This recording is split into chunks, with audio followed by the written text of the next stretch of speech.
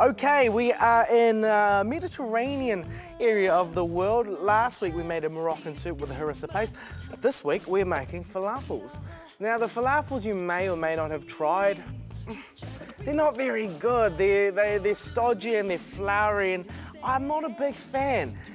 I've got a recipe for you guys that you can make that is so dead simple that you guys can make it and it'll blow every falafel you've ever had before in your whole entire lifetime. And that is a guarantee. If that's not true, you can come knocking at my house and I'll cook them for you.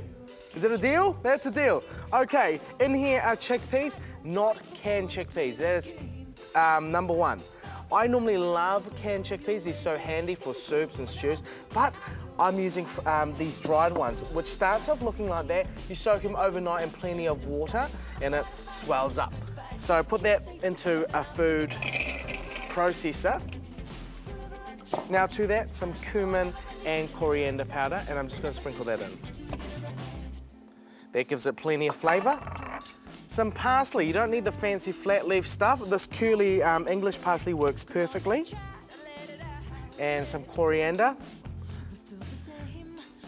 And just maybe the tiniest sprinkling of flour. Just hold it together. If you're gluten-free, then you can use corn flour. And this is essentially it. You literally just blitz that for about 30 seconds, then you scrape down the sides, do it again for another 30 seconds, scrape it again, and that is your falafel mixture. And I've got some mixture here. Kind of looks like this. I've used up a lot of it, obviously, because there's a pan full of oil that is cooking these beautiful falafels. Now, this is called shallow frying, where you're not completely submerging the falafels, but you are covering them halfway, which means it holds the structure of the falafels and make them really nice and crispy without having to cover the whole thing. And look at that, golden brown, and you can just tell that's going to be crispy. I'm going to finish cooking these up, and then I'm going to serve it with a nice salad and a yogurt sauce, which I'll make later on the show. Recipe for all of this is online, facebook.com/Mike's Bites. Don't go anywhere, because this will turn out to be a beautiful falafel feast. And if you're not convinced, you just have to try it. While you're here, I'm going to ask you to help me. I'm going to make a yogurt sauce for the falafels.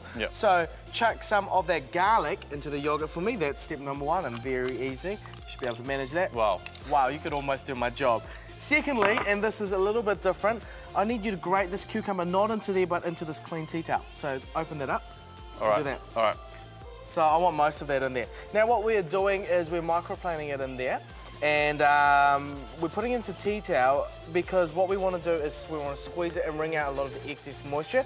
So we're getting Don't do that, because that is so sharp. Oh. I wish it was April Fool's, but it's not. Get out.